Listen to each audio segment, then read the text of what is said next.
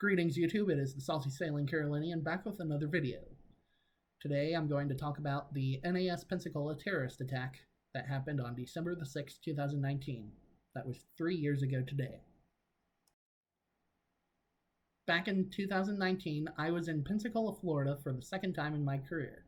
I was a fleet returnee this time, so it was a bit easier for me than when I was a first ascension sailor in 2016. December the 6th, 2019 started off like any other day. I woke up, had some food, got ready for my class, and then I drove from NAS Pensacola to another smaller base in the area where I was having a sea school. When I got in my classroom shortly afterward, before class was going to start, we were told that there was a shooting at NAS Pensacola and that base and our base was on lockdown and that we were told to shelter in place. Throughout the morning, our instructors kept telling us updates periodically on what was happening. The whole entire time I thought it was a drill, and I thought they were really selling it as a drill, and I didn't believe them. In the late morning, probably around 10:30 or 11 a.m., we were finally allowed to exit our classroom and go on some breaks to go to the head and the scuttlebutt. That's the restroom and a water fountain for anyone who is a civilian and not familiar with military and more specifically Navy terms. Shortly afterwards, we were allowed to give phone calls to people we thought should be updated on our condition and notified that we were safe. This is when I began to realize maybe this was real. The person I called was my mom. I tried to be funny at the same time and show that I wasn't entirely sure what was happening. She didn't pick up, so I left her a voicemail. And from what I remember, I was telling her that there may or may not have been a shooting, but I was okay. I didn't know what exactly was happening, but I was told, call somebody.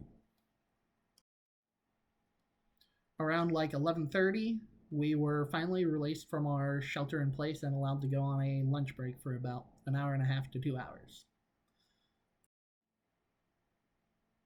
When I got out to my car, I was shocked to see how many messages through Facebook Messenger, Snapchat, and how many text and mixed calls I had on my phone. There were so many people concerned and worried as to whether or not I was among the people who had died or been shot. People who had reached out to check on me ranged from immediate family, friends, and extended family, and even people who I had not been in contact with for years. This really was quite shocking to see how many people cared enough about me to check up and make sure I wasn't hurt or dead. After replying to everyone and letting them know I was safe, I began checking out the news and saw it was a big national story. When our class was over around 2 p.m. or so, those of us, along with anyone else who were at NAS Pensacola living in the fleet returnee barracks or at either of the hotels that were on NAS Pensacola, we had to wait until about 6 p.m. or 7 p.m. to leave the smaller base so that we could go to NAS Pensacola. Around like 6 p.m. or 7 p.m., we had a caravan of like 30 plus cars drive from our base to NAS Pensacola so that everyone could get back into their rooms and finally end their day. In the aftermath, what was learned about this shooting was 3 sailors died and 8 others were wounded. The gunman was a Saudi Arabian pilot who was at NAS Pensacola for pilot training and flight training as a part of a program sponsored by Department of Defense.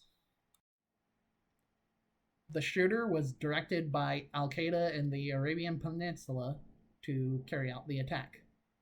During the shooting, he was killed by one of the first responders, either from the base security force or the Escambia County Sheriff's Office.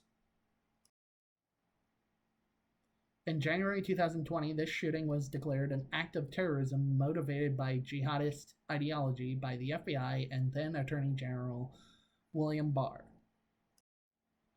This was probably the first time in my short Navy career that made me think about what I would want to happen in the event that I passed away due to a shooting or due to something caused by an incident while I was in the Navy working. There have been other times where I reflected on events similar towards this, like that really got me thinking about what I would want to have happen if I died, and I will probably discuss that in a future video. I will never forget December the 6th, 2019, because it was a day that forever changed my outlook on life.